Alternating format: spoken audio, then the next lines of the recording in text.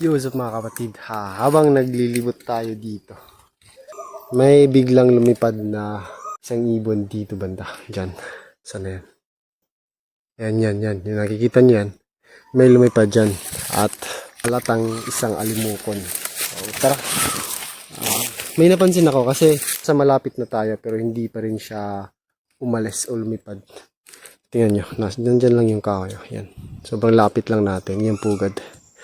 So, baka indikasyon to na malapit na mapisa yung kanyang mga itlog o kaya pisa na. Kaya hindi siya umalis kaagad, pinoprotektahan niya. O kaya baka pagod na siyang umalis kasi ilang araw na siyang naglilimlim. Pero sa nakikita ko, parang ano pa,